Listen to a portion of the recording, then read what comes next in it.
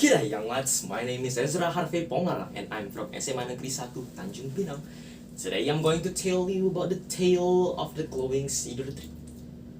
Ceolbert was awoken in the middle of the night from the scorching heat that bothers him. The loud noise of sword clanking forced him to peek by the window to witness his city burned and pillaged. His father, King Cuthbert, rushed into his room and escorted his child to safety.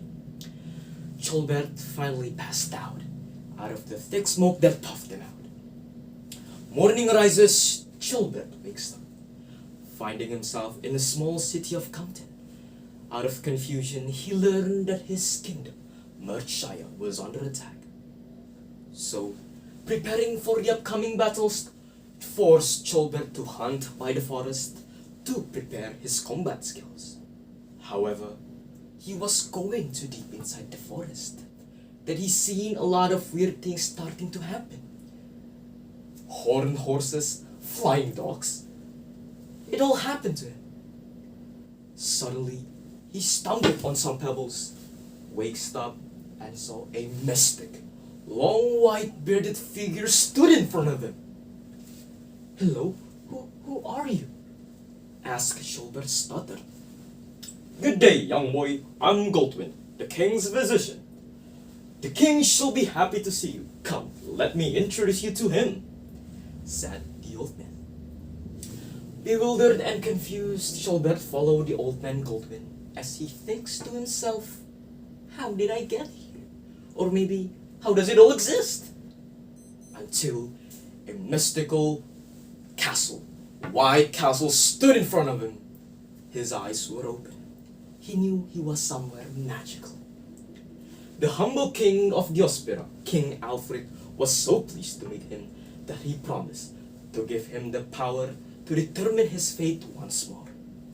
With the sheer light of hope, Ceolbert galloped back home, delivering the good message to his father. "The mythical forest? Flying dogs? There's no such thing as Diospyra on Scholar's map, son," said his father. "But father, the forest has its own magic to determine our fate once more. Use it for us, at least for our kingdom." Though skeptical, his father had to follow the slightest and the most doubtful hope he was looking for. Until the next morning, Ceolbert and his father went to Diospyra. King Alfred held a ceremony for them, and the time finally came. The magical blessing of the forest. It was first given to Ceolbert as he pronounced the following: "O mythical thou art, I destined to be a great heir, and I will serve my father." The moment he recited those words, his muscles grew, his thoughts sharper, and he became well behaved. Witnessing the might of the magic, his father rushed and pronounced the following words: "O mythical thou art, I destined to be the most powerful, mightiest, the most tyrannical king of all time." Everyone was shocked, but the magic had flowed beneath him. His muscles grew, his thoughts sharper, taller, stronger than ever than all inhabitants of Diospyra. His might urges him to take back the city that was lost, until his greed reigned him. One day, the king went to Diospyra, conquered it.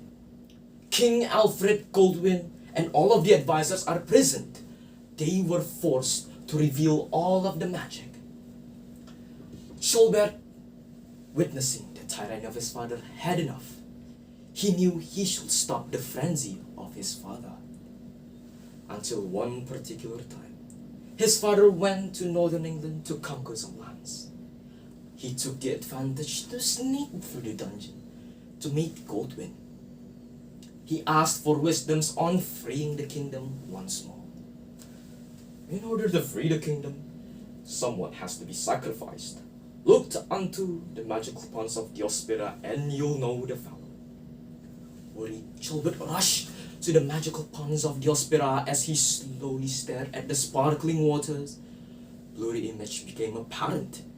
It was Ceolbert himself. He was shocked.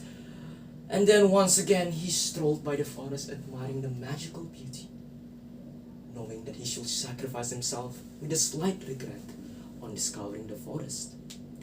He pondered by the magical tree, by the glowing tree, the glowing cedar tree. He was ready to go and save the life of millions. Surely you are a great lad. Now rest on the dungeon floor and recite the following words. Then Ceolbert followed what Goldwyn said, and he recited, O mythical thou art, I will sacrifice my life for the life of millions. Bless me, for my journey is too long, and I am too ready.